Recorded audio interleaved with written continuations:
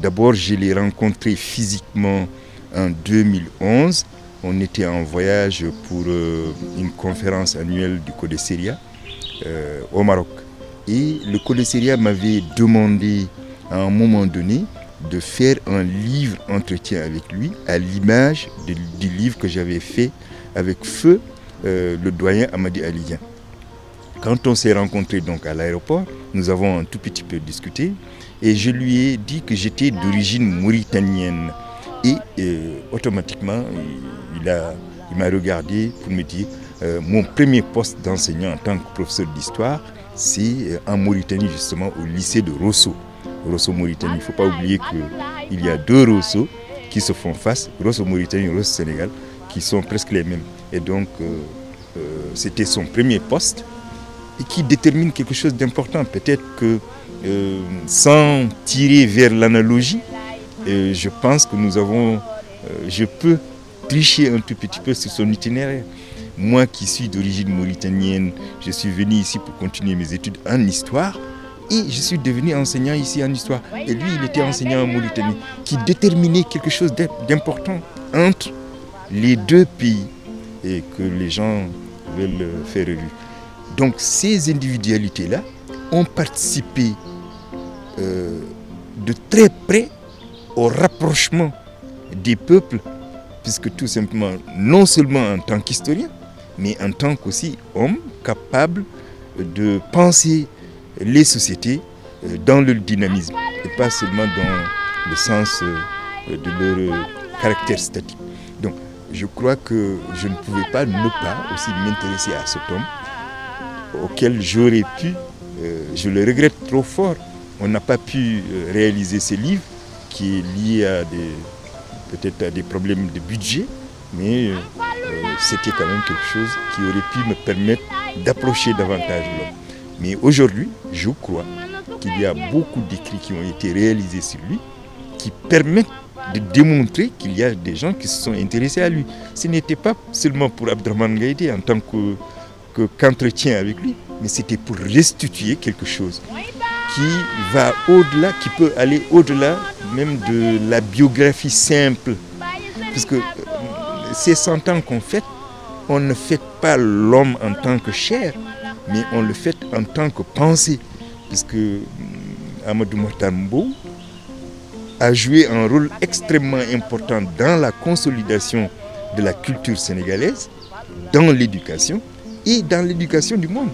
Puisque son itinéraire va l'amener au-delà des frontières et du Sénégal et au-delà des frontières du continent pour appartenir au monde, démontrant par là que nous avions des capacités qui datent de très longtemps, qui sont encore perpétuées, mais qui sont basées sur la science et la maîtrise de la connaissance et la volonté de la transmettre sans attendre quoi que ce soit d'autre que perpétuer notre capacité de réfléchir sur nous-mêmes pour qu'on puisse avancer.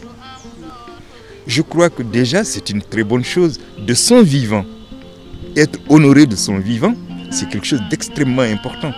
D'ailleurs, dans l'un de mes livres que j'ai consacré au doyen Amadi Alidien, j'attirais, comme tout le monde le dit, il faut d'abord restituer aux individualités qui ont permis la marche de nos sociétés, leur restituer la reconnaissance pendant qu'ils sont là, pour qu'ils puissent partir tranquillement et solder de toute possible faute par rapport à leur société.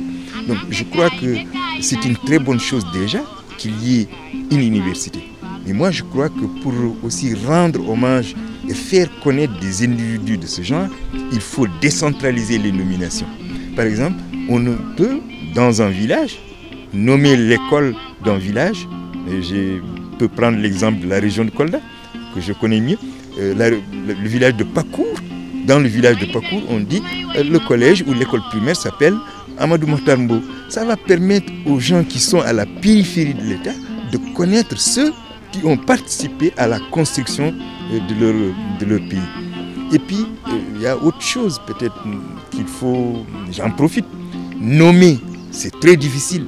C'est un choix qui relève non pas seulement d'une volonté de rendre hommage, mais d'une réalité historique.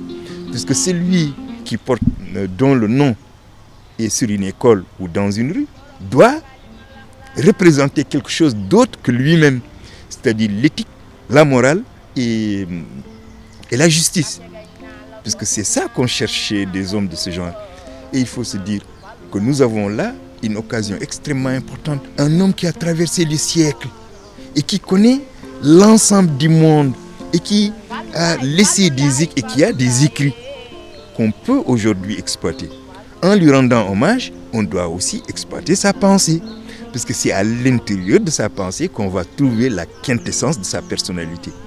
Si nous voulons justement rendre hommage, on peut passer par des interfaces, comme vous l'avez dit tout à l'heure, comme une statue, comme une place publique, dans une mairie quelconque du territoire national et de la capitale. Ce n'est pas seulement une grande université, mais les petites choses aussi qui s'inséminent sans qu'on s'en rende compte. Jardin public, école primaire, collège, mais c'est des choses simples, mais qui influent sur l'imaginaire de la société. Vous m'avez trouvé tout à l'heure à l'université, et quand vous m'avez abordé, j'ai accepté. Et vous avez constaté qu'il y avait un jeune étudiant en philosophie que j'aime beaucoup, avec lequel je discute beaucoup, qui vous a dit carrément qu'il ne le connaissait pas. Alors qu'il est, je crois, en Master 2. Et il travaille sur l'esthétique. Et il ne connaît pas Amadou Mahtar Mbow. Ça, c'est la faute de qui? C'est pourquoi j'ai dit qu'il ne faut pas fêter l'homme. Il faut fêter sa pensée, la disséminer.